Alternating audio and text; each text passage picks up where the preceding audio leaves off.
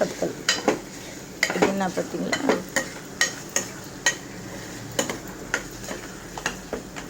எண்ணெய் கத்திரிக்காய் தொக்கு, புளிச்சக்கீரைக்கு சைடு.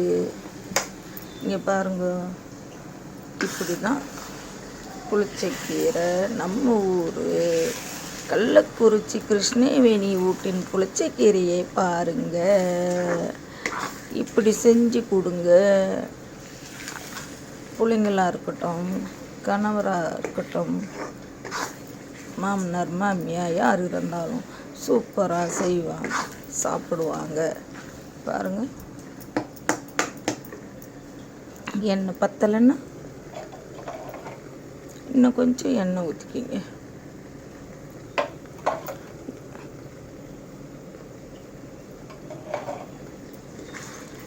நான் 1/4 லிட்டர் எண்ணெய் ஊற்றினேன். எனக்கு அது கம்மியாக தெரிகிற மாதிரி இருக்குது, அதனால் திருப்பி ஊற்றுறேன். உப்பு இருக்கான்னு, உப்பு கொஞ்சம் கம்மியாக இருக்குது, கொஞ்சம் உப்பு போட்டுக்கலாம்.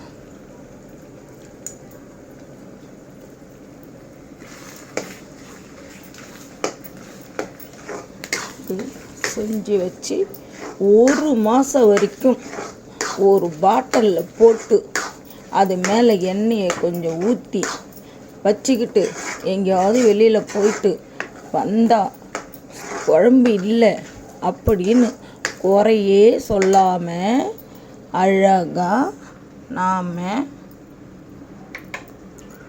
இதை வச்சுக்கிட்டுன்னு வச்சுக்கங்களேன், வெளியில் போனால் கூட சாப்பாடு வடிச்சிட்டு இதை வச்சு சாப்பிட்டுக்கலாம். ஓகேவா? அது முடிஞ்சிச்சு. நானும் பாத்திரம் கழுவ போகிறேன். இதை நான் உங்களுக்கு போடுறேன். கள்ளக்குறிச்சி கிருஷ்ணவேணி. ஏதாவது டவுட் இருந்தால், என்ன சமைக்கணும்னு தெரிஞ்சு என்கிட்ட கேட்டால் கண்டிப்பாக சொல்லுவேன். 98 43 72 52 63 இந்த ஃபோன் நம்பருக்கு கேளுங்க.